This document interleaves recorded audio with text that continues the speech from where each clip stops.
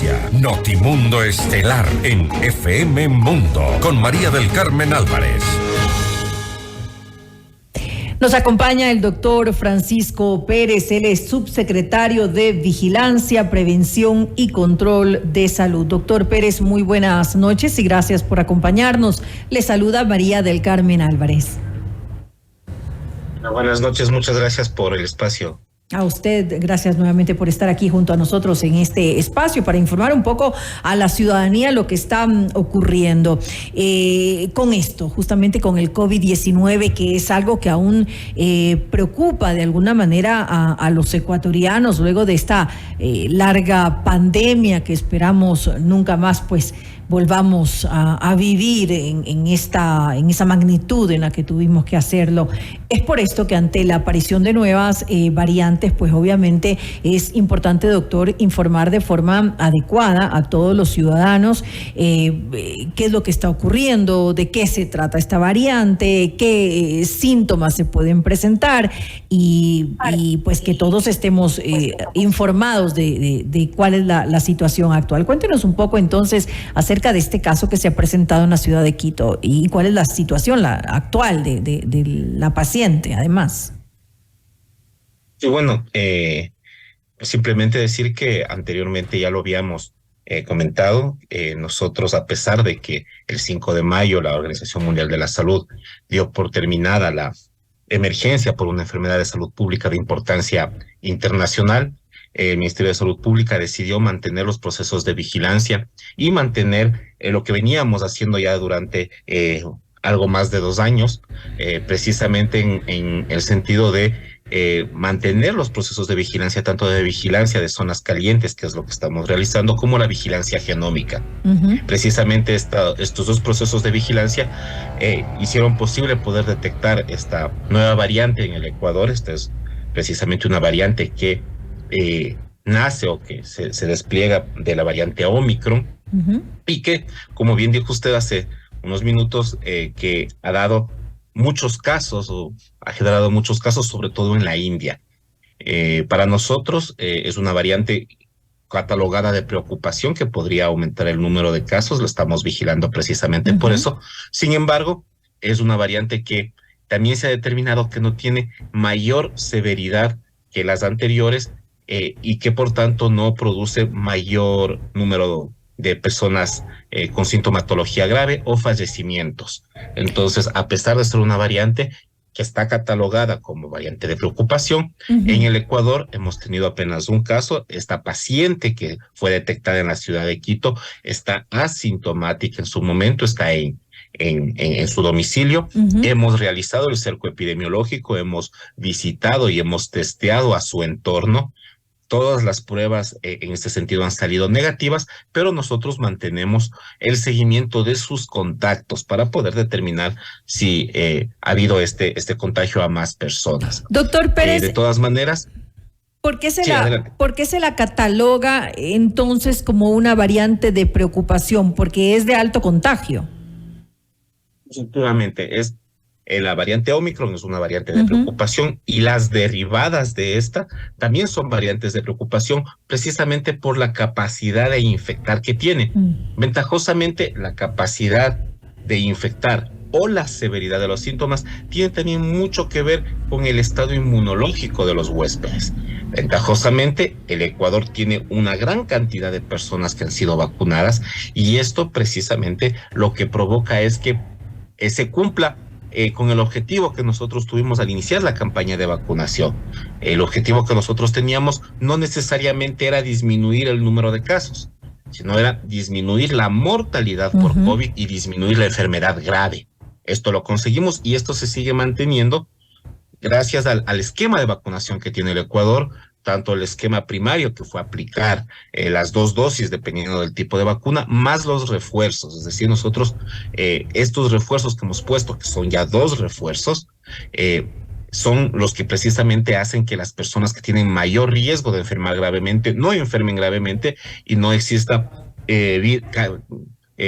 ninguna complicación, tanto que ponga en riesgo el Sistema Nacional de Salud, que como lo vimos al inicio de la pandemia, como que produzca más fallecimientos, ¿no?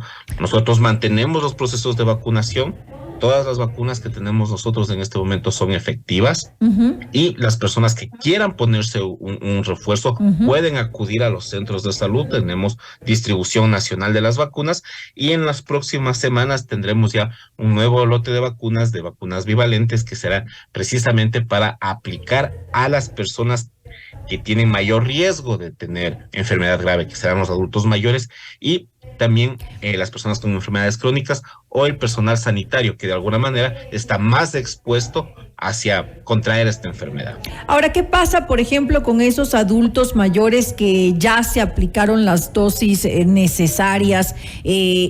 Ahora tendrían que, o sea, ¿sería mejor que volvieran a aplicarse esta dosis extra para prevenir contagiarse con esta nueva variante? ¿O ya no? No, precisamente hemos...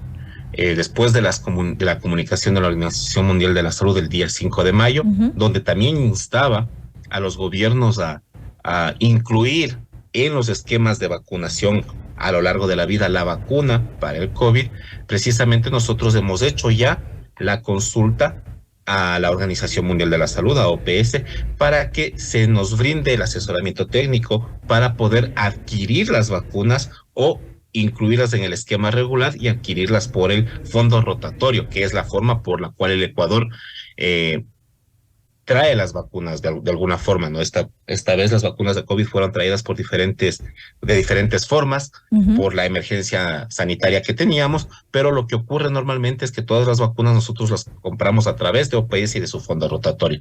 Hemos pedido que nos cuantifiquen esto y además que se incluya en el esquema regular para saber a quiénes tenemos que vacunar y cuándo tenemos que vacunarlos. Estamos nosotros trabajando con el CAPI. El CAPI es el Comité Asesor para las Inmunizaciones. Es un comité que funciona con la academia, con OPS, con OMS y con otros actores más del Sistema Nacional de Salud. Y precisamente aquí vamos a determinar, me parece que en estos días tienen ya la reunión, vamos a determinar a qué grupos nosotros tenemos que focalizar y la periodicidad de la vacuna.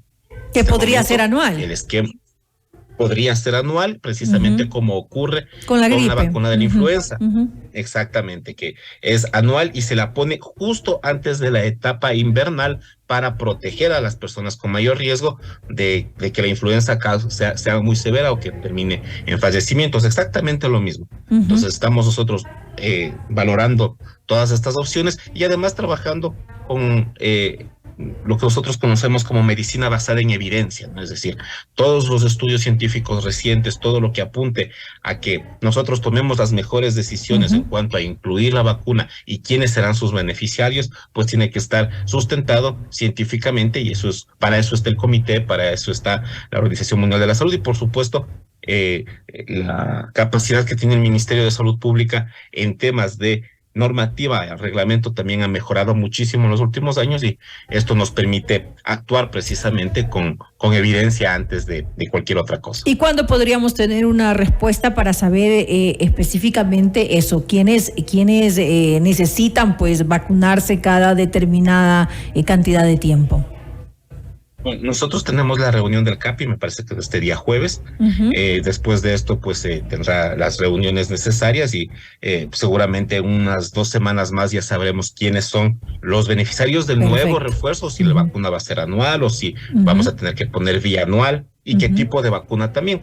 Seguramente iremos migrando a vacunas bivalentes o a vacunas por cepas, como lo que ocurre con la influenza. La influenza todos los años nosotros compramos un tipo diferente de vacuna de acuerdo a las cepas que están circulando, ¿no? Entonces será exactamente igual, no creemos que cambie ninguna cosa. Tal vez los grupos sí cambien un poco la priorización.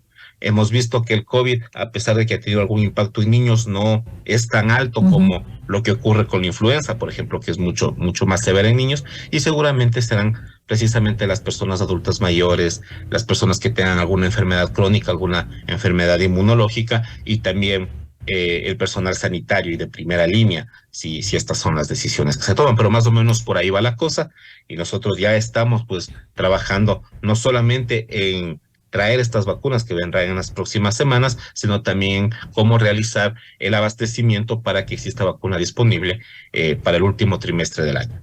Doctor Pérez, pasemos a otro tema, y es algo que también está generando pues preocupación, esta necesidad de activar pues el protocolo en 3 ministerios para que de alguna forma puedan coordinar y prevenir que pase a mayores el encuentro de estas aves muertas en distintas playas del país. ¿Qué acciones están tomando actualmente ante esta alerta que se ha dado? Bueno, esta alerta precisamente obedece al aparecimiento de la influenza aviar, de la gripe aviar. Nosotros la conocemos como H5, que es el subtipo de influenza. Sin embargo, esta alerta se la levantó ya hace algunos meses atrás. Tuvimos algunas granjas que tuvieron contagio y se tomaron las medidas pertinentes, las medidas respectivas, y tuvimos también un caso de una niña que tuvo contacto muy cercano con las aves de corral y precisamente también se enfermó.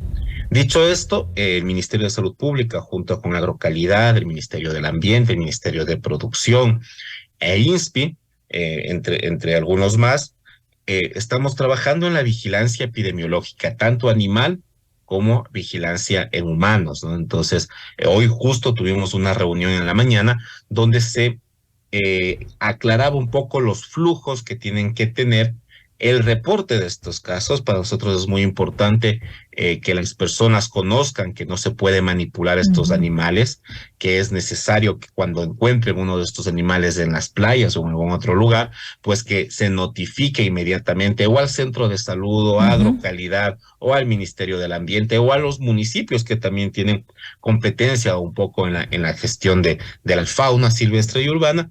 Entonces, justo con ellos nosotros poder realizar la toma de muestras, la disposición de los cadáveres de las aves para evitar que exista una diseminación no solo en humanos, que sería lo muy grave, pero también en otras especies, ¿no? Miren, hace algunos meses tuvimos ya en Perú cientos de lobos marinos que fallecieron precisamente por H5, y esto ha pasado en otros lugares. Ventajosamente la vigilancia que estábamos realizando en aquellos momentos fue lo suficientemente efectiva para evitar que ocurran este tipo de contagios, pero nosotros mantenemos la alerta de riesgo, y junto con el Ministerio de Ambiente estamos trabajando de la mano para poder sacar algunas directrices que poco a poco las iremos dando a conocer, ¿no? Pero decir que estamos trabajando en equipo, que ventajosamente no hemos visto que la situación epidemiológica cambie y que corra riesgo la población, o sea, las personas, pero sí que pueden haber contagio en otras especies. Efectivamente, pueden haber contagio en otras especies, y esto podría ser lamentable también. ¿Dónde se han presentado estos casos? Bueno, hemos tenido reportes de al menos 3 playas, 2 playas de Manabí y una en la provincia de Los Guayas, en playas Vidamil, y también si no estoy equivocado, es en Puerto López que encontramos también estas aves muertas. Se han hecho las pruebas, precisamente son debido a H5, es decir, es producto de influenza aviar. Lamentablemente este virus de las aves es muy, muy contagioso entre ellas, y precisamente por eso es que se ha dado esta alerta epidemiológica. No es una alerta epidemiológica solo en humanos, sino es una alerta epidemiológica global. Seguiremos trabajando y manteniendo informados a la ciudadanía, sobre todo de no manipular. Lo importantísimo es poder denunciar donde que se encuentre esto, levantar la alerta para que los equipos del Ministerio de Salud, los equipos del Ministerio del Ambiente, Agrocalidad, del INSPI, se acerquen a hacer la disposición de los cadáveres y hacer una investigación de los casos. Pues que se tomen en cuenta estas valiosas recomendaciones, doctor Pérez, porque definitivamente para que no pase a mayores también hace falta que los ciudadanos seamos responsables. Y se dice que no se debe manipular y que se debe de informar inmediatamente a alguna autoridad competente, pues así debe de ser para pues tomarlas, prevenir de alguna manera que esto vaya a llegar a mayores. Le quiero pues agradecer nuevamente al doctor Francisco Pérez, subsecretario de Vigilancia, Prevención y Control de Salud, por habernos acompañado en este espacio informativo. Muchísimas gracias, un gusto. Muy buenas noches, gracias.